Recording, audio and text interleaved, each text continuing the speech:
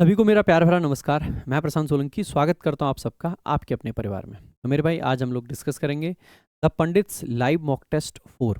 Weekly mock test होता है, ये फ्री ऑफ कॉस्ट होता है। अगर आप नहीं लगाते हैं तो मैं कहूँगा कि आप गलती कर रहे हैं, आपको लगाना चाहिए। हर वीक ये फ्री ऑफ कॉस्ट पंडित्स की वेबसाइट पे कंडक्ट कराया जाता है। अगर वेबसाइट आपको नहीं पता है तो आप द पंडित्स का जो ऑफिशियल टेलीग्राम चैनल है आप उसके थ्रू भी जाके इस मॉक टेस्ट को अटेम्प्ट कर सकते हैं।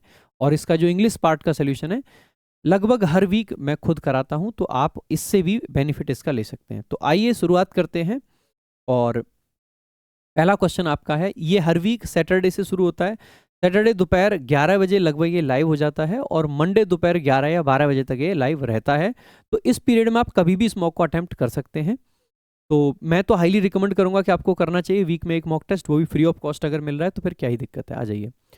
तो पहला क्वेश्चन आपका एरर डिटेक्शन का है। एकदम बेसिक से इसको सीखते हैं, समझते हैं कि क्या है इसमें एरर। क्वेश्चन कहता है कि the manager is discussing the new policy with staff since the early morning hours. जैसे हम देखते हैं द मैनेजर सब्जेक्ट है, इज आपकी हेल्पिंग वर्ब है, डिस्कसिंग आपकी मेन वर्ब है। इसको देख के आप कह सकते हैं कि प्रेजेंट का कॉन्टिन्यूस टेंस है। जैसे प्रेजेंट कॉन्टिन्यूस आता है मेरे दिमाग में आता है कि नीचे सिंस आ रखा था। आपको पता होना चाहिए, अगर नहीं है तो सुन लीजिए कि सिंस या फॉर सामान्यतः है कॉन्टिन्यूस टेंस में प्रयोग नहीं किए जाते हैं। सिंस के साथ में या तो हम बेसिकली नॉर्मली कौन सा टेंस यूज करते हैं, परफेक्ट कॉन्टिन्यूस या फिर परफेक्ट भी कर सकते हैं। यहाँ पे क्योंकि पहले से कॉन्टिन्यूस आ रखा है तो कॉन्टिन्यूस की जगह पे क्या लगा देना चाहिए, हमें परफेक्ट कॉन्टिन्यूस लगा देना चाहिए। The manager has been discussing, has been discussing. और ऐसा होता भी क्यों है, तो एक बार टाइमलाइन को देखोगे, मान लीजिए ये प्रेजेंट है। ये जो कॉन्टिन्यूस टेंस है ना, ये कुछ ऐसे एक्शन को दिखाता है जो पता नहीं कब से शुरू हुआ, बस अभी चल रहा है। आई एम टीचिंग, मैं पढ़ा रहा हूँ, कब से पढ़ा रहा हूँ नहीं बताया, कब तक पढ़ाऊंगा नहीं बताया। लेकिन अगर मैं यहीं पे ये कह दूं कि मैं सुबह 9 बजे से पढ़ा रहा हूँ, तो 9 यहाँ बजे थे, तो 9 बजे से लेके अब तक, तो जो शुरुआत होने का टाइम है ना वो पता चल गया। तो पता चल गया कि पास्ट में काफ़ी एक्शन हो चुका है। तो ऐसा एक्शन जो कुछ हो चुका है और कुछ चल रहा है, यानी कि पार्शियली कंप्लीट है, तो हैज बीन डिस्कसिंग, तो ये हो जाएगा। और क्या डिस्कस कर रहा है, तो द न्यू पॉलिसी, इस पार्ट में पक्का एरर है, ठीक है। और किसके साथ, तो विथ स्टाफ। वैसे स्टाफ के साथ में भी आर्टिकल द यहाँ पर लगना चाहिए। अगर मैनेजर एक डेफिनेट है तो उसका स्टाफ भी सामान्यतः डेफिनेट होगा, लेकिन फिर भी स्टाफ को अगर जनरल मान लिया जाए तो यहाँ पर आर्टिकल को छोड़ा जा सकता है। तो आर्टिकल की गलती है, लेकिन ये ब्लंडर टाइप की गलती नहीं है जो कि ये थी, ठीक है। सो आर्टिकल द आता तो बेटर होता। सिंस आपका यहाँ पे बेसिकली प्रेपोजिशन है जो कि पॉइंट ऑफ टाइम को दिखाता है। द अर्ली मॉर्निंग आवर्स उसका क्या है, बेसिकली ऑब्जेक्ट है। सामान्यतः आपको ध्यान रखना है, जब भी हमें पीरियड ऑफ टाइम को दिखाना हो तो फॉर लगाते हैं, पॉइंट ऑफ टाइम को दिखाना हो तो सिंस लगाते हैं। नॉर्मली पीरियड ऑफ टाइम में प्लूरल फॉर्म्स आती हैं और सिंगुलर फॉर्म्स आती हैं पॉइंट ऑफ टाइम में, क्योंकि पॉइंट सिंगल होता है। लेकिन यहाँ पे आपने देखा क्या रखा है, आर्स आ रखा है। हम कहते हैं ना अर्ली मॉर्निंग आवर्स का मतलब है बिल्कुल सुबह सुबह के टाइम से। तो कुछ ऐसे एक्सप्रेशंस भी होते हैं जो कि प्लूरल होने के बावजूद भी क्या बन सकते हैं, पॉइंट बन सकते हैं। तो सुबह सुबह के टाइम से अब तक बेसिकली वो क्या कर रहा है, डिस्कस कर रहा है न्यू पॉलिसी को स्टाफ के साथ में, ऐसा यहाँ पे कहा गया है। तो बाकी सब सही है, ए पार्ट में आपका एरर है, इसको आप मार्क कर लेंगे। अगला क्वेश्चन देख लेते हैं।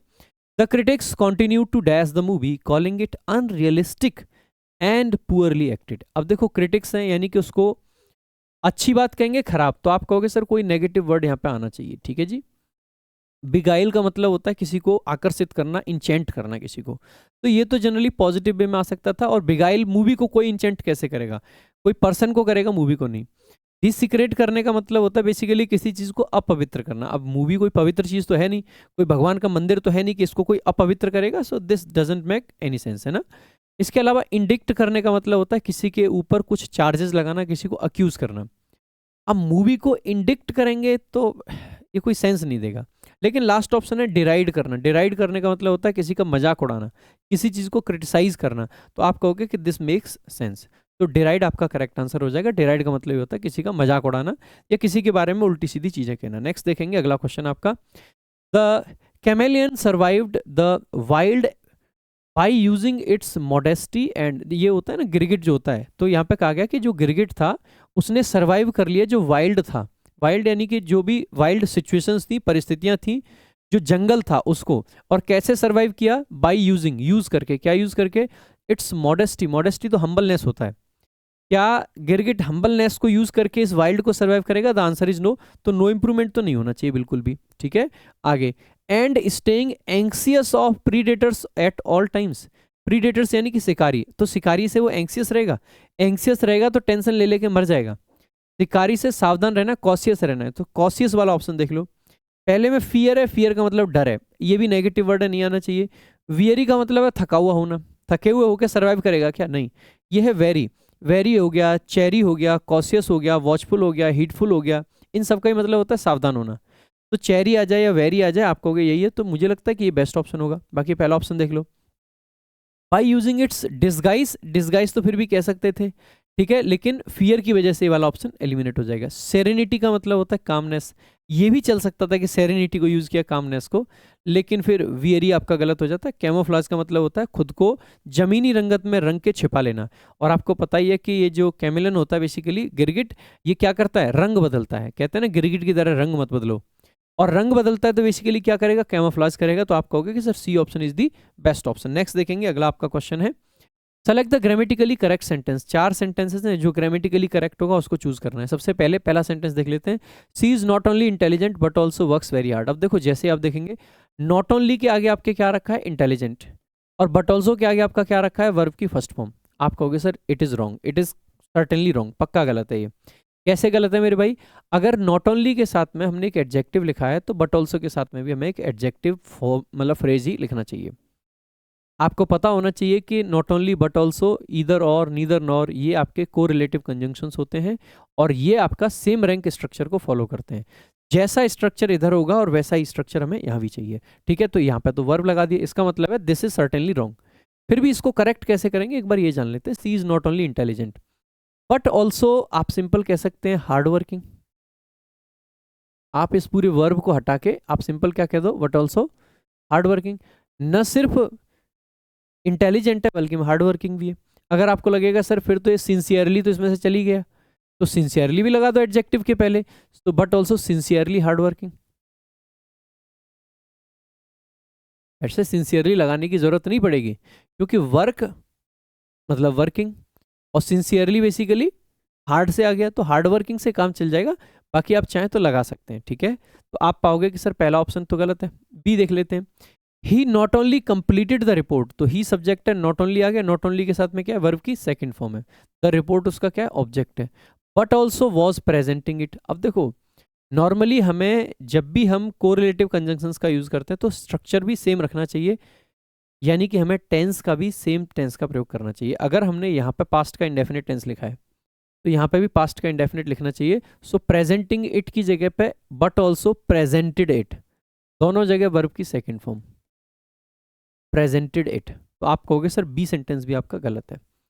सी सेंटेंस देख लेते हैं, दे सब्जेक्ट है, नॉट ओनली आपका आ गया पेयर बनाने के लिए, अराइव्ड आपकी वर्ब की सेकंड फॉर्म है, लेट आपका यहाँ पे एडवर्ब है, अराइव्ड लेट आया था बेसिकली, है ना। बट ऑल्सो आपका अगेन पेयर बनाने के लिए कंजंक्शन आ गया, मिस्ड आपकी वर्ब की सेकंड फॉर्म है। आप पाओगे सर अब की बार सेम रैंक स्ट्रक्चर हो रहा है, यहाँ भी सेकंड फॉर्म, यहाँ भी सेकंड फॉर्म, और मिस्ड का ऑब्जेक्ट हो जाएगा द ब्रीफिंग, यानी कि सब सही लग रहा है, सब सही लग रहा है। So this looks the grammatically correct sentence. Last sentence भी देख लेते हैं एक बार, तो ऑफिसर सब्जेक्ट है, नॉट ओनली स्ट्रिक्ट, यहाँ पे तो वर्ब ही गायब है, ये तो वैसे ही गलत है। तो द ऑफिसर या तो यहाँ पे इज लगेगा और या फिर यहाँ पे इज लगेगा। अब इन दोनों में से किस जगह लगेगा वो आगे देख के डिपेंड करेगा। बट ऑल्सो के साथ में क्या है, डिसिप्लिन एक एडजेक्टिव है, तो नॉट ओनली के साथ में भी क्या आएगा, स्ट्रिक्ट एक एडजेक्टिव, तो यहाँ पे इज नहीं आएगा, तो इज कहाँ पे आ जाएगा, आप कहोगे ऑफिसर के पहले, तो यहाँ पे इज आपको लगाना पड़ेगा। So the officer is not only strict but also disciplined. तो आप पाओगे सर डी पार्ट भी आपका गलत है, तो C part is the correct answer, ठीक है। तो C is the correct answer. तो ये 2-3 आपके होते हैं जिनको कोरिलेटिव कंजंक्शन बोलते हैं। सबसे पहले तो आपका हो गया not only but also, neither nor, either और। इनके साथ में एक तो आपको सेम रैंक स्ट्रक्चर याद रखना है, इधर एडजेक्टिव तो इधर भी एडजेक्टिव, इधर वर्ब है तो इधर भी वर्ब है, अगर इधर लिंकिंग वर्ब है तो इधर भी सामान्यतः लिंकिंग वर्ब आती है, ठीक है, इस तरीके का रहता है। इसके अलावा सब्जेक्ट को सब्जेक्ट से जोड़ते हैं, ऑब्जेक्ट को ऑब्जेक्ट से जोड़ते हैं। एक बात और ध्यान रखनी है कि अगर दो सब्जेक्ट को not only but also say, इधर और से या नीदर नॉर से जोड़ा जाए, तो वो सब्जेक्ट जो वर्ब के पास होता है उसके अकॉर्डिंग वर्ब का यूज करते हैं, सिंगुलर आएगी या प्लूरल आएगी, ठीक है। तो ये भी ध्यान रखेंगे। जैसे हम कह सकते हैं कि not only you but also Mohan, was लिखेंगे ना कि वर, यू के हिसाब से वर नहीं आएगा क्योंकि मोहन पास में है। So not only you but also Mohan was present there, तो वॉज लिखेंगे, वर नहीं लिखेंगे क्योंकि मोहन के हिसाब से लगाएंगे, मोहन वर्ब के पास में है, ठीक है। आगे देखेंगे अगला, identify the word that is correctly spelled, correct word पूछा है। तो एसिलन में बेसिकली LON होता है, ना कि LEON, ठीक है। ये बेसिकली एक रैंक होती है, ठीक है, उसके लिए यूज करते हैं। रिक्रूटमेंट में बेसिकली रिक्रूटमेंट में आई बाद में आता है, यू पहले आता है, RECRUI, ठीक है। हाइजीनिक HY सही है, हाई। GIEN सही है, IC भी सही है, तो ये आपका करेक्ट है। रिबेलियस में REBEL आता है, ना कि REBILL, है ना। तो आप कहोगे REBELL, तो आप पाओगे कि ये भी इनकरेक्ट है, ये भी इनकरेक्ट है, ये भी, ठीक है। रिबेलियस मतलब जो रिबेलियन कर जाए, किसी के अगेंस्ट जो रिबेल हो जाए। आगे देखेंगे तो इंप्रूवमेंट का क्वेश्चन है, the rich always enjoyed privileges that others do not have. The rich subject है, हैव आपकी हेल्पिंग वर्ब है, हैव के साथ में इंजॉयड आपकी मेन वर्ब है, और ऑलवेज आपका एडवर्ब ऑफ फ्रीक्वेंसी है, ठीक है। मैंने आपको कई बार पढ़ाया भी है कि ऑलवेज हो गया, नेवर हो गया, इनका प्रयोग हम परफेक्ट टेंस में कर सकते हैं, कोई दिक्कत की बात नहीं है। लाइक मैं कह सकता हूँ I have always help you, I have always helped you, यानी कि मैंने हमेशा आपकी मदद की है। मैं ये नहीं कह रहा हूँ कि मैं करता हूँ, मैं आप पे एहसान मार रहा हूँ कि मैंने हमेशा आपकी मदद की है। I have always helped you, ठीक है। लाइक मैं अगर ये जैसे मान लीजिए मैं स्मोकिंग नहीं करता हूँ या मैं दारू नहीं पीता हूँ, ठीक है। अब मैं कहीं पे एक पार्टी में जाता हूँ, मेरे दो दोस्त मुझसे कहते हैं कि ले यार सिगरेट पी ले। अब यहाँ पे कहने के दो तरीके हो सकते हैं। मैं अगर डायरेक्टली उनको मना करना चाहता हूँ कि यार मैं स्मोकिंग नहीं करता हूँ, तो मैं कहूँगा कि आई नेवर स्मोक, मैं कभी सिगरेट नहीं पीता हूँ, ठीक है। लेकिन आप पी तो रहे हो, लेकिन पीने से पहले अपने दोस्त से कह रहे हो कि यार कुछ होगा तो नहीं, कुछ होगा तो नहीं, मैंने कभी पी नहीं है, आई हैव नेवर स्मोक्ड। तो आई हैव नेवर स्मोक्ड मतलब कभी पी नहीं है, बट अभी आप पी सकते हो, ठीक है। बट आई नेवर स्मोक मतलब मैं पीता ही नहीं हूँ, इट इज़ अ फैक्ट। तो यहाँ पे भी यही कह रहा है कि जो रिच हैं उन्होंने हमेशा इंजॉय किए हैं वो प्रिविलेजेस जो कि अदर लोग नहीं कर पाते हैं, जो उनके पास में नहीं होता है। तो सबसे पहले द रिच, रिच एक एडजेक्टिव है, उसके साथ आर्टिकल द लगा दिया। मैंने कितनी बार आपको बता रखा है, अभी रिसेंटली आर्टिकल पढ़ाया था मैंने सिलेक्शन सीरीज में, उसमें भी मैंने आपको ये वाला पॉइंट पढ़ाया था कि जब भी एक एडजेक्टिव के साथ आर्टिकल द आ जाता है तो वह जनरल सेंस को रेफर करता है, कॉमन नाउन के तरीके से काम करता है। द रिच का मतलब है रिच पीपल, द पुअर का मतलब पुअर पीपल, द इंग्लिश का मतलब इंग्लिश पीपल यानी अंग्रेज लोग, द फ्रेंच का मतलब फ्रेंच लोग। ये सब एडजेक्टिव प्लस आर्टिकल द के एग्जाम्पल्स बनते हैं। इनके साथ में प्लूरल वर्ब आती है, तो द रिच है, प्लूरल वर्ब है, हैव के साथ में वर्ब की थर्ड फॉर्म है, लुक्स करेक्ट, इंजॉयड का ऑब्जेक्ट दे रखा है प्रिविलेजेस, तो रिफ्लेक्सिव प्रोनाउन की जरूरत नहीं है। जब इंजॉय के साथ में कोई और ऑब्जेक्ट नहीं होता है तो इंजॉय के साथ में रिफ्लेक्सिव प्रोनाउन आता है। जैसे मैं ये नहीं कह सकता हूँ आई इंजॉयड, नहीं, मैं कहूँगा आई इंजॉयड माई सेल्फ, बट मैं ये कह सकता हूँ कि आई इंजॉयड द प्रिविलेजेस, ठीक है। तो ये आप कह सकते हो। पहला वाला ऑप्शन गलत है क्योंकि सिंगुलर वर्ब लगा दिया, यहाँ पे मैन लगा के और हैव लिख दिया तो ये भी गलत है। रिच पीपल्स लिख दिया है, पीपल होता तो फिर भी सोचते और हैज लगा रखा है। आप कहोगे sir no improvement is the correct answer.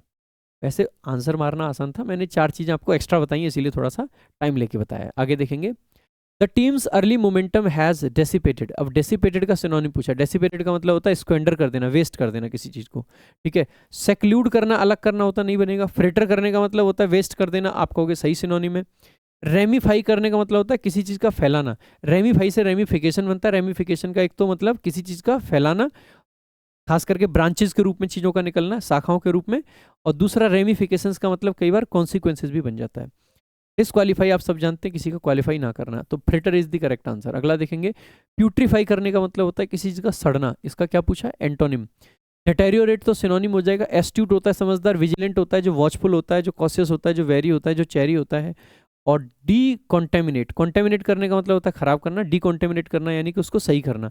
आप कहोगे सर यही एंटोनिम बनेगा। आगे है, so fill in the blank का क्वेश्चन है, I wondered what the dash in her coat pocket was. अब देखो इसके लिए एक वर्ड आता है बल्ज, यहाँ पे दे रखा है यही। बल्ज का मतलब है जब जैसे कोई जेब वगैरह हमारी फूली सी रहती है ना, बल्ज, ठीक है। बल्ज कोई भी जैसे, तो बल्ज बेसिकली उसी को बोलते हैं, जैसे इस जेब में मैं कुछ रख लूँ तो जेब ऐसे फूल के आ जाएगी ना, तो वो बल्ज है। तो हम कह सकते हैं कि मुझे समझ नहीं आ रहा था कि उसकी कोट के जो पॉकेट थी उसमें वो बल्ज क्या था। लेविस आप जानते हैं जहाँ पे बहुत खर्चीला टाइप का हो। हिच का मतलब होता है कोई प्रॉब्लम, समस्या, हिचकिचाहट किसी चीज में, वो कहते हैं ना हिचकी जब आती है तो बेसिकली क्या है, आप अटक जाओगे बीच में, तो किसी चीज में अटकना, प्रॉब्लम फेस करना, ठीक है। बैनल का मतलब होता है कोई जो बहुत हैकनाइट टाइप का हो, ठीक है, बंजर टाइप का हो, ठीक है, उसको बोल देते हैं। आगे देखेंगे, give someone the benefit of the doubt. Benefit of doubt देने का मतलब है कि आपको लगता है कि ये क्राइम कर तो सकता है, लेकिन आपके पास में कोई सबूत नहीं है, कुछ ऐसा नहीं है, तो डाउट का बेनिफिट देके उसको छोड़ दिया, ठीक है। अक्सर करके क्रिकेट में यूज होता है कि अगर कोई कन्विंसिंग एविडेंस ना हो तो बेनिफिट ऑफ डाउट अक्सर करके बैट्समैन को दे दिया जाता है, तो वही है ये भी। तो टू अज्यूम समवंस इंटेंशंस और एक्शंस आर गुड और correct even when there is uncertainty, यही आपका सही बनेगा, क्योंकि बाकी लीड फॉलो करना, डिसअप्रूवल दिखाना, फुल फोर्स, ये कोई सेंस नहीं दे रहे हैं, ठीक है। आगे देखेंगे अगला। अगला आपका एरर डिटेक्शन वंस अगेन।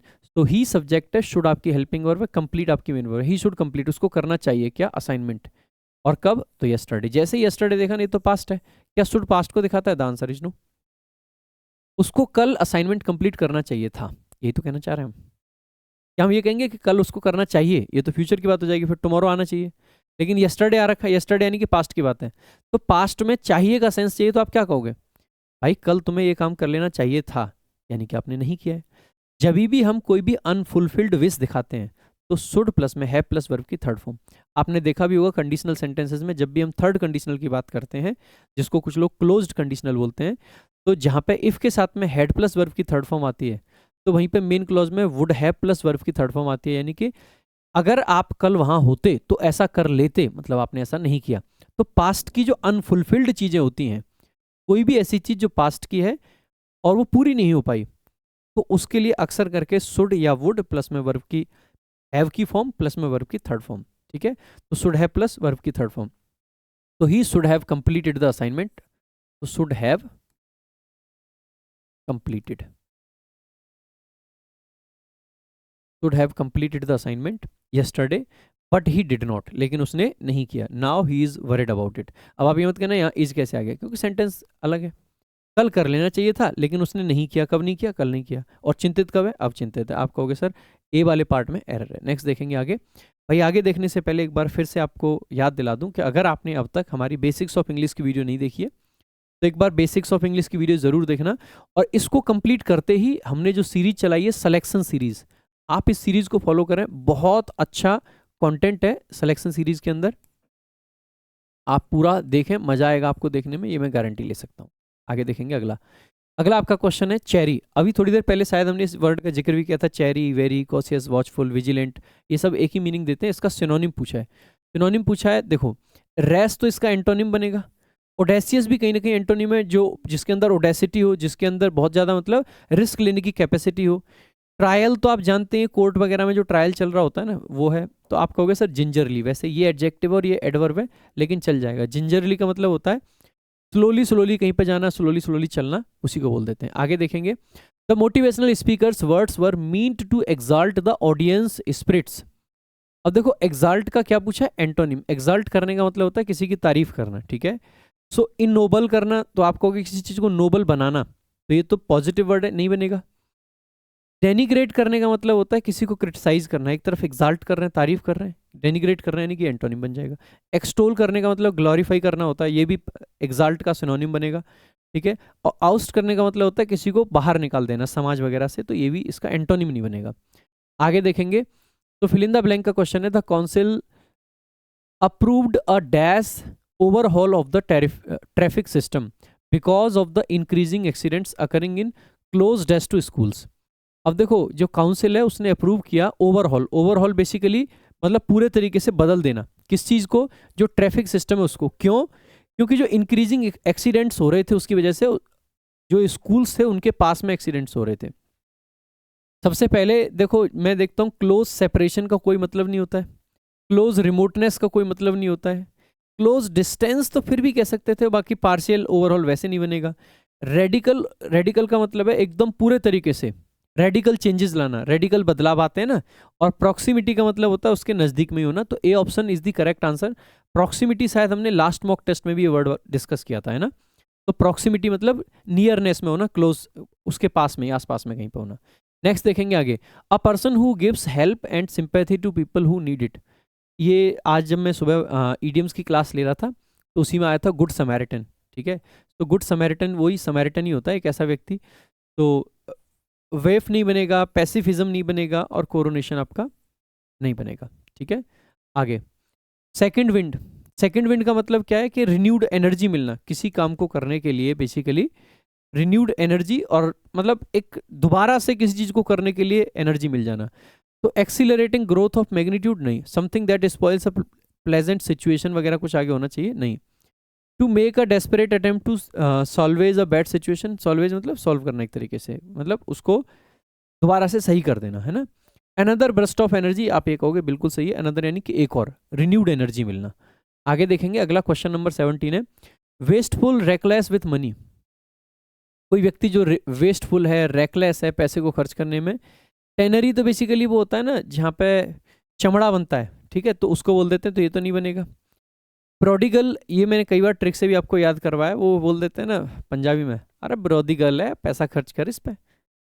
भाई की वो गर्ल का मतलब समझते हैं, लड़की, ठीक है, लड़की का मतलब बेटी नहीं है यहाँ पे, ठीक है, बंदी जिसको बोल देते हैं, तो प्रोडिगल। तो आप प्रोडिगल को ऐसे याद रख सकते हैं, प्रोडिगल के इस पे तो खूब पैसा खर्च करो यार, ठीक है। तो ये आपका, ये वेलिस एक सूटकेस होता है बेसिकली, अनमैनली जो मैन जैसा ना हो, ठीक है। अनमैनली मतलब जो डरपोक टाइप का, मैनली का मतलब होता है जहाँ पे करेज हो, हिम्मत हो, तो अनमैनली उसका एंटोनिम बनेगा। वेलिस बेसिकली एक सूटकेस होता है, तो प्रोडिगल करेक्ट होगा। आगे, as a result many cities, अब देखो ये PQRS का क्वेश्चन है। एज अ रिजल्ट से क्या आप शुरुआत करोगे, द आंसर इज नो, पूरी संभावना है कि लास्ट में आएगा, और संभावना क्या है, चारों के चारों ऑप्शन में ए लास्ट है, तो ये हमें सोचना भी नहीं है, लास्ट में आएगा, ठीक है जी। आगे, this pattern, can we start with this pattern, the answer is no, हम दिस पैटर्न से तो शुरू नहीं करेंगे। वैसे ना एग्जाम के लिए ये टेक्निक्स आपको देखनी चाहिए, जैसे आपने देखा ये भी सी से है, ये भी सी से है, दो ऑप्शन ऐसे हैं जो सी से हैं, एक डी से एक बी से है, पूरे चांसेस हैं कि इनमें से कोई आंसर होगा। अब इसमें सी बी डी ए है, इसमें सी डी बी ए है, तो हमें ये देखना है कि डी पहले आएगा या बी पहले आएगा। बाकी एक बार और देख लेते हैं, ठीक है। Rapid industrial growth has placed enormous pressure on natural resources. सबसे पहले हमें ना, जब भी PQRS के क्वेश्चंस करते हैं, खास करके जब हम कोई जेनरिक पैसेज हो, जेनरिक बात कर रहे हो, तो वहां पे हमें देखना चाहिए कि हम टॉपिक ऑफ डिस्कशन क्या है। टॉपिक ऑफ डिस्कशन क्या है, rapid industrial growth topic of discussion है, कह सकता हूँ। फॉरेस्ट डिप्लीशन है, नहीं। एयर पोल्यूशन है, नहीं। वाटर स्कार्सिटी है, नहीं। देखो पहले ब्रॉड आइडिया बताते हैं, और फिर उसके बाद में उसके जो एग्जाम्पल्स होते हैं, छोटी चीज़ें होती हैं, स्पेसिफिक डिटेल्स होती हैं, उस पर जाते हैं। तो पक्की बात है कि सी सबसे पहले आएगा, इसमें कोई डाउट की बात नहीं है, डी पहले नहीं आ सकता है। अब हमें ये देखना है कि डी पहले आएगा या बी पहले आएगा। अब डी और बी में एक बार समझ लेते हैं। देखो हमें पता है कि सी पहले है और ए बाद में है, ठीक है। अब मैं बी और डी को हमें पढ़ना है, मैं आपको अप्रोच बता रहा हूँ, वैसे क्वेश्चन आसान है।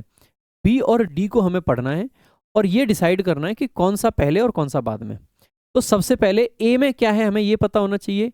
ए में रैपिड इंडस्ट्रियल ग्रोथ की बात करी गई है, जो कि नेचुरल रिसोर्सेज पे प्रेशर डाल रहा है, ठीक है। दूसरा, डी में क्या बात करी गई है और बी में क्या बात है। बी कह रहा है this pattern has accelerated due to unchecked urban expansion. B में अर्बन एक्सपेंशन की बात करी गई है। डी में क्या बात करी गई है, forest depletion, air pollution, water scarcity are becoming increasingly common, ये बड़े कॉमन हो रहे हैं। और ए में कहा गया है कि as a result many cities. अब देखो मैं दो तरीके से रिलेट कर सकता हूँ इसको। अब आपको दोनों में से कौन सी चीज क्लिक करी थी एक बार कमेंट में बताना। जो बी सेंटेंस है उसमें अर्बन एक्सपेंशन है, और अर्बन एक्सपेंशन को आप किससे रिलेट करोगे, मेनी सिटीज, है कि नहीं कनेक्टेड। आप पक्का कह सकते हो कि सर ए और बी साथ में आएंगे। अच्छा दूसरी चीज बता देता हूं, सी में क्या दिया गया है, नेचुरल रिसोर्सेस। अच्छा नेचुरल चीजों की बात करी जा रही है, तो क्या डी में नेचुरल है कुछ, या फिर बी में नेचुरल है। बी में तो नेचुरल कुछ नहीं है, लेकिन डी में देखो फॉरेस्ट, एयर, वाटर, ये सब किस तरीके की चीजें, नेचुरल। नेचुरल रिसोर्सेज ही तो हैं। अगर ये है इसका मतलब है कि सी किससे रिलेटेड है, आप कहोगे डी से। तो पक्की बात है कि डी पहले आएगा और बी बाद में, यानी कि हम कहेंगे सी डी बी ए। 1000% आपका आंसर सही आ जाएगा इस तरीके से। वैसे मैं PQRS पर बहुत जल्द एक खतरनाक वीडियो लाने वाला हूँ, जिसमें मैंने इन डेप्थ रिसर्च करी है कि किसी भी चीज़ को किस तरीके से आपको रिलेट करना है और किस तरीके से नहीं। मज़ा आएगा आपको पढ़ने में, मैं गारंटी ले सकता हूँ इस चीज़ की। उसके बाद में PQRS आपके शायद कभी गलत नहीं होंगे, ठीक है। बहुत तगड़ी रिसर्च करके वो वीडियो बनाएंगे, है ना। देखो then her face was bowed. अब जैसे ही देखोगे बाव करने का मतलब होता है ना ये, ठीक है। तो क्या है, पैसिव है, वॉज प्लस वर्ब की थर्ड फॉर्म, यानी कि V2 चाहिए हमें, है ना। एक्टिव वॉइस पूछिए ना, V2 चाहिए। वॉज बीइंग नहीं बनेगा, वॉज नहीं बनेगा, हैज बीन नहीं बनेगा, वर्ब की सेकंड फॉर्म, यही करेक्ट आंसर है। क्वेश्चन नंबर 20 कहता है the instructor said do not submit the assignment without proof reading it. तो इंस्ट्रक्टर ने कहा कि भैया सबमिट नहीं करना है। पहला ऑप्शन देख लेते हैं, the instructor instructed not submitting, not to submit होता तो चल जाता है, गलत हो जाएगा। The instructor told them not to submit, ये हो सकता है। सैड देम नहीं बन सकता है। Warned them do not submit नहीं, warned them to not to submit, मतलब warned them not to submit, ये हो सकता था, लेकिन ये भी गलत है, तो इसका मतलब है एक ही ऑप्शन बचा, बी यही करेक्ट है। आगे देखेंगे next. Okay, so now cloze test, last part होता है ये किसी भी इसका, तो एक बार देख लेते हैं क्लोज टेस्ट। ज़्यादा मुश्किल टेस्ट नहीं कहूँगा मैं इसको, इजी ही है। देखो एक बार, rapid urbanization has altered traditional community structures. Rapid urbanization subject है, हैज़ आपकी हेल्पिंग वर्ब है, ऑल्टर्ड आपकी मेन वर्ब है। ऑल्टर्ड यानी कि उसने बदल दिया है। क्या बदल दिया है? जो ट्रेडिशनल कम्युनिटी स्ट्रक्चर है उसको पूरे तरीके से बदल दिया है। तो रैपिड अर्बनाइजेशन ने, अर्बनाइजेशन मतलब किसी भी, जैसे पहले कोई जगह नॉर्मल है, गांव है, वहाँ पे फिर फैक्ट्री लग गई, दुकानें आ गई, बहुत सारी चीज़ें आ गई, तो उसको अर्बन एरिया बना दिया। तो रूरल एरियाज़ का या खेत वगैरह का शहरों में तब्दील किया जाना अर्बनाइजेशन कहलाता है, ठीक है। इसने ऑल्टर कर दिया, बदल दिया है जो ट्रेडिशनल कम्युनिटी स्ट्रक्चर्स होते थे उनको। और कैसे? Often weakening informal support systems, और अक्सर करके वीकन कर रहा है, यानी कि कमजोर कर रहा है बेसिकली किसको?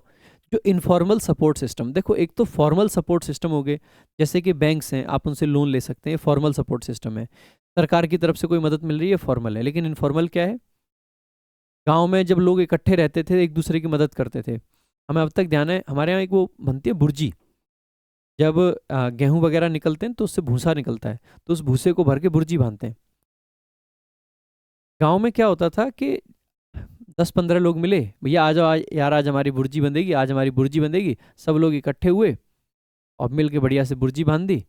दोपहर में जिसकी भुर्जी बंधी है उसके घर बढ़िया से खाना बनता था, सब लोग खाना खाते थे, बात खत्म। आज आपको लगता है कि ऐसा प्रैक्टिकली पॉसिबल है कि कोई व्यक्ति एक अपना पूरा दिन सिर्फ इसलिए खत्म कर दे कि चलो उसकी भुर्जी बन रही है उस पर चले जाते हैं? Not possible. तो धीरे धीरे क्योंकि अर्बनाइजेशन हुआ है, लोग इतने तेज हुए हैं कि धीरे धीरे जो इनफॉर्मल सपोर्ट सिस्टम थे ये खत्म होते जा रहे हैं। ये भुर्जी का तो एक एग्जांपल लिया मैंने बस, ऐसी बहुत सारी चीज़ें गांव देहात में हुआ करती थी, ठीक है। वो छप्पर बोलते हैं ना, हमारे यहाँ छान बोलते हैं उसको, कि छान छा रहे हैं आज, तो छान छाने के लिए बुला लिए दो लोग कि आ जाओ भाई आज छान छाएंगे, और लोग आते थे और करते थे काम यार, और बिना किसी पैसे के करते थे। लेकिन अब वो सपोर्ट सिस्टम खत्म हो गए। पहले लोग एक दूसरे की मदद कर दिया करते थे पैसा दे के, लेकिन आजकल ब्याज के रेट इतने हाई हैं कि आदमी कहता है कि मैं इसकी फ्री में मदद क्यों करूं, ब्याज ले लेता हूं। तो ये सब चीज़ें आजकल हो गई हैं ज़्यादा। देखो आगे, यहाँ पे वही चीज़ लिखी हुई है। तो informal systems that once provided, जो कि एक बार प्रोवाइड कर, मतलब जो कि कभी प्रोवाइड करते थे सोशल सिक्योरिटी, ठीक है। अब ये वीकनिंग क्या है, एक बार इसको समझ लेना। ये वीकनिंग आपका पार्टिसिपल है, और ये अक्सर करके एडवर्ब ऑफ मैनर के तरीके से यहाँ पे काम कर रहा है। तो रैपिड अर्बनाइजेशन ने ऑल्टर किया ट्रेडिशनल कम्युनिटी स्ट्रक्चर्स को, और कैसे ऑल्टर किया है? वीकन करके इनफॉर्मल सपोर्ट सिस्टम्स को। हाउ का रिप्लाई है, और प्रेजेंट पार्टिसिपल हाउ का रिप्लाई हो सकता है, और इस वीकनिंग के लिए आपका ऑफन क्या है? एक एडवर्ब है, ठीक है। तो that once provided social security while economic growth has lifted millions out of poverty. देखो वाइल है तो वाइल दो काम कर सकता है, एक तो दो साइमल्टेनियस एक्शंस को दिखा सकता है, दूसरा कॉन्ट्रास्ट दिखा सकता है कि एक तरफ ये किया है तो दूसरी तरफ कुछ और किया है। अब वाइल के साथ में क्या है? एक पॉजिटिव बात लिखी है कि while economic growth has lifted millions out of poverty. एक तरफ जो इकोनॉमिक ग्रोथ हुई है उसने मिलियंस लोगों को पॉवर्टी से उठा के, मतलब अमीरी की तरफ ले गए, पॉवर्टी यानी गरीबी से उठाया है। It has also dash disparities. अब देखो ये नेगेटिव बात आ गई, उधर पॉजिटिव थी, ये नेगेटिव है। तो डिस्पैरिटीज को क्या करेगा? नेगेटिव बात कहनी है तो कम करेगा या बढ़ाएगा? आप कहोगे सर देखो एक तरफ तो इकोनॉमिक डेवलपमेंट जो हुआ, इकोनॉमिक ग्रोथ जो हुई है, उसने बहुत सारे लोगों को अमीर बना दिया है, लेकिन वहीं पे इसने जो गरीब और अमीर के बीच का गैप है उसको और बड़ा कर दिया है, उसको बेसिकली और बड़ा कर दिया है, वाइडन कर दिया है। तो डिस्पैरिटीज को क्या किया? वाइडन किया है। क्या कंसील किया है? कंसील मतलब छिपाना नहीं। क्या एग्जैसरबेट किया? एग्जैसरबेट करने का मतलब होता है कि किसी एग्जिस्टिंग खराब सिचुएशन को और खराब करना। तो आप कहोगे sir very much possible. Neutralise करने का मतलब खत्म करना होगा, नहीं बनेगा। स्टेबलाइज भी नहीं करा है, तो एग्जैसरबेट किया है, ठीक है। तो वाइल इट हैज, मतलब इट हैज ऑल्सो एग्जैसरबेटेड डिस्पैरिटीज और किस चीज में डिस्पैरिटीज? इन एक्सेस, एक्सेस यानी कि पहुंच, किस चीज के लिए पहुंच? तो टू प्रेपोजिशन जिसका ऑब्जेक्ट है education, health care and housing. Education के लिए, हेल्थ केयर के लिए और हाउसिंग के लिए जो उनकी एक्सेस है उसके बीच में जो डिस्पैरिटीज है उनको और बढ़ा दिया है। मार्जिनलाइज्ड पॉपुलेशंस, मार्जिनलाइज्ड का मतलब होता है जिनको एक कोने में रख दिया गया कि भैया जी तुम्हारा इतना ही काम है, उनको मार्जिनलाइज्ड। जो समाज के पिछड़े हुए वर्ग होते हैं ना उनको मार्जिनलाइज्ड सेक्शंस ऑफ सोसाइटी बोल देते हैं, ठीक है। तो वही है। So marginalized populations frequently find themselves, तो ऐसी पॉपुलेशंस जो होती हैं वो फ्रीक्वेंटली यानी कि बार बार पाती हैं खुद को, कहाँ पाती हैं? Trapped in cycles of deprivation. Deprivation basically किसी चीज की कमी होना, तो वो ट्रैप्ड पाते हैं, फंसा हुआ पाते हैं अपने आप को किस चीज में? Cycles of deprivation. और क्यों पाते हैं? Not because opportunities are absent, ऐसा नहीं कि अपॉर्चुनिटीज नहीं है, बट बिकॉज, क्योंकि जो स्ट्रक्चरल बैरियर्स हैं रिमेन डीपली डैश। तो जैसे आप देखेंगे तो मार्जिनलाइज पॉपुलेशन सब्जेक्ट था, फ्रीक्वेंटली आपका एडवर्ब है, फाइंड आपका वर्ब है, उसका ऑब्जेक्ट है देमसेल्व्स। और कैसा पाते हैं? तो ऑब्जेक्ट ये है और ऑब्जेक्ट कॉम्प्लीमेंट के रूप में ट्रैप्ड आपका पास्ट पार्टिसिपल एडजेक्टिव है ना, ट्रैप्ड। और किस चीज में ट्रैप पाते हैं? तो इन प्रेपोजिशन जिसका ऑब्जेक्ट है साइकिल्स, ऑफ प्रेपोजिशन जिसका ऑब्जेक्ट है डेप्रिवेशन, ठीक है। और ऐसा क्यों होता है? तो नॉट लगा के बिकॉज लगाया, नॉट बिकॉज, तो बिकॉज कंजंक्शन है, इसको इम्फेसाइज करने के लिए नॉट एक एडवर्ब है। कंजंक्शंस पे भी इम्फेसाइज डाल सकते हैं हम एडवर्ब से। Not because opportunities are absent, opportunity subject है, आर वर्ब है और एब्सेंट उसका एडजेक्टिव है। बट बिकॉज, अब क्योंकि नॉट का पेयर बट बनता है तो बट आ गया और बिकॉज आपका कंजंक्शन आ गया। स्ट्रक्चरल बैरियर्स आपका सब्जेक्ट है, रिमेन आपकी वर्ब है, डीपली डैश, तो रिमेन वर्ब है तो यहाँ पे एडजेक्टिव चाहिए, डीपली आपका एडवर्ब है, कौन सा एडजेक्टिव चाहिए? डीपली क्या है? इंट्रेंच्ड है कह सकते हैं, मतलब उसमें एकदम गड़े हुए हैं, तो दिस इज पॉसिबल, ठीक है। ट्रांजिएंट का मतलब होता है जो क्षणिक है, ये क्षणिक नहीं है, आज आगे तक चल रहे हैं। आर्बिट्रेरी का तो कोई सेंस ही नहीं बनेगा, आर्बिट्रेरी होने की तो बात ही नहीं, आर्बिट्रेरी यानी कि मनमौजी के, वो नहीं है। और इंसिडेंटल भी नहीं है ये, तो ये भी नहीं बनेगा, ठीक है। मोर ओवर, इसके आगे और क्या कहा जा सकता है कि जो पॉलिसी इंटरवेंशंस हैं that ignore local realities may dash social tensions rather than resolve them. More over, ये आपका कंजंक्टिव एडवर्ब होता है, पॉलिसी इंटरवेंशन सब्जेक्ट है, दैट आपका कंजंक्शन मतलब दैट रिलेटिव प्रोनाउन है, और इसके लिए आगे वर्ब आ रखे इग्नोर, क्योंकि इसका एंटीसीडेंट प्लूरल है। तो पॉलिसी इंटरवेंशंस जो कि इग्नोर करते हैं लोकल रियलिटीज को, आगे फिर वर्ब है, हेल्पिंग वर्ब है मे, और फिर इसके साथ में मेन वर्ब आ जाएगी डैश सोशल टेंशंस। ऐसे पॉलिसी इंटरवेंशंस, इंटरवेंशंस यानी सरकार के द्वारा किया गया बीच में हस्तक्षेप, जो पॉलिसी के द्वारा हस्तक्षेप किए जा सकते हैं, और वो खास करके जो कि लोकल रियलिटीज को इग्नोर करते हैं, वो सोशल टेंशंस को बढ़ाएंगे घटाएंगे, आगे दे ही रखा है। Rather than resolve them, resolve नहीं करते हैं, उनको बढ़ाते हैं, बढ़ाते हैं यानी कि ऐसा वर्ड चाहिए। एलिवेट कम करना होता है, नहीं बनेगा। परपेचुएट करने का मतलब है किसी चीज को हमेशा के लिए चलाना, ऐसा नहीं कह सकते कि हमेशा चलाने की बात है, तो ये उतना अच्छा नहीं है। एस्केलेट करने का मतलब है किसी चीज को बढ़ा देना, तो आप कहोगे सर एस्केलेट करेक्ट आंसर हो जाएगा। मास्क करना, छुपाना होता है, ये भी नहीं बनेगा, ठीक है। आगे स्कॉलर्स देयरफॉर एम्फेसाइज, और इसीलिए स्कॉलर्स जो हैं वो एम्फेसाइज करते हैं the need for dash reforms. इसीलिए स्कॉलर्स आपका सब्जेक्ट है, देयरफॉर एडवर्ब है, एम्फेसाइज करते हैं, रिजल्ट को दिखाता है। किस चीज पे एम्फेसाइज करते हैं? द नीड यानी कि जरूरत, किस चीज के लिए जरूरत है? तो फॉर प्रेपोजिशन रिफॉर्म्स, कैसे रिफॉर्म्स चाहिए? कॉस्मिक, कॉस्मिक यानी कि सतही तौर पे नहीं बनेगा, ठीक है। पीस मील बेसिकली जो फ्रेगमेंटेड होती है ना चीजें, जो बिखरी हुई होती हैं, तो ये नहीं बनेगा, ठीक है। कॉम्प्रिहेंसिव यानी कि प्रॉपर होलिस्टिक, तो आप कहोगे सर ये बन सकता है, और टेंटेटिव नहीं बनेगा, ठीक है। That address root causes instead of relying superficial remedies, इसीलिए बेसिकली वो ऐसे रिफॉर्म्स को रिकमेंड करते हैं, कॉम्प्रिहेंसिव रिफॉर्म्स, जो कि दैट रिलेटिव प्रोनाउन एड्रेस करें रूट कॉजेज को, यानी कि जो उनकी जड़ है, इंस्टेड ऑफ प्रेपोजिशन, इसका मतलब है के स्थान पर, क्योंकि प्रेपोजिशन है तो वर्ब की आईएनजी फॉर्म आ जाएगी। Relying on superficial remedies, superficial का मतलब होता है सतही, जो सतही तौर पर रेमेडीज हैं, इलाज हैं, उन पर रिलाई ना करके रूट कॉजेज को एड्रेस करना चाहिए। Only through such an approach, और इसी अप्रोच के थ्रू, ओनली थ्रू आपका शुरुआत में एक एडवर्बियल आ गया, सच एन, सच आपका एक तरीके से मतलब ओनली थ्रू जो है उसके लिए पूरा ऑब्जेक्ट है, सच एन अप्रोच, ठीक है। अच्छा, जैसे ना जब भी आपके सेंटेंस के शुरुआत में इस तरीके के जब फ्रेजेस आ जाएं, only through such an approach, तो उसके बाद में ये जो कैन है ना, ये हेल्पिंग वर्ब है, इन्वर्जन लग जाता है, ओनली प्लस में कोई भी एडवर्बियल एक्सप्रेशन होगा। जैसे यहाँ पे एक बार पूरे को समझा देता हूँ, ओनली एक एडवर्ब होता है, ठीक है। थ्रू प्रपोजिशन है, थ्रू प्रपोजिशन का ऑब्जेक्ट है सच एन अप्रोच, तो प्रेपोजिशन और उसका ऑब्जेक्ट मिलके एडवर्ब का काम करते हैं। तो ओनली प्लस जब भी एडवर्ब का एक्सप्रेशन होगा तो आगे मेन क्लॉज में हमेशा क्या लगता है, इन्वर्जन। तो कैन हेल्पिंग वर्ब है, सोसाइटीज आपका बेसिकली मेन वर्ब है और गार्ड मतलब सोसाइटीज आपका सब्जेक्ट है और गार्ड आपका मेन वर्ब है। तो can helping verb subject main verb यानी कि इन्वर्जन लगा हुआ है। और गार्ड के साथ में फिक्स्ड प्रेपोजिशन होती है, गार्ड अगेंस्ट समथिंग। तो आप पाओगे कि ए ऑप्शन आपका करेक्ट आंसर हो जाएगा। Guard against long term fragmentation and foster inclusive development. और जो ऐसी जो अप्रोच होगी उसी के थ्रू बेसिकली हम क्या कर सकते हैं, जो सोसाइटीज़ हैं वो गार्ड कर पाएंगी लॉन्ग टर्म फ्रेगमेंटेशन के अगेंस्ट में, और फॉस्टर कर पाएंगी यानी इंक्रीज कर पाएंगी, उनको आगे बढ़ा पाएंगी बेसिकली इंक्लूसिव डेवलपमेंट को। तो ये आपका पूरा का पूरा पैसेज था। आई होप सिंपल ही था, ज़्यादा मुश्किल नहीं होगा।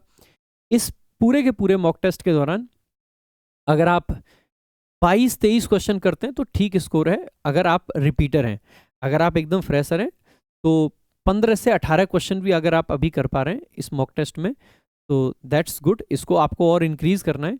और जैसे जैसे सीजीएल का पेपर पास में आएगा तो मैं तब तक कोशिश करूंगा कि हर वीक आपको ये मॉक टेस्ट का डिस्कशन मिलता रहे, जिससे कि आपको न सिर्फ बहुत कुछ सीखने को मिले बल्कि में आपकी जो प्रैक्टिस है वो रेगुलर बेसिस पे चलती रहे, ठीक है, और एनालिसिस रेगुलर बेसिस पे चलता रहे।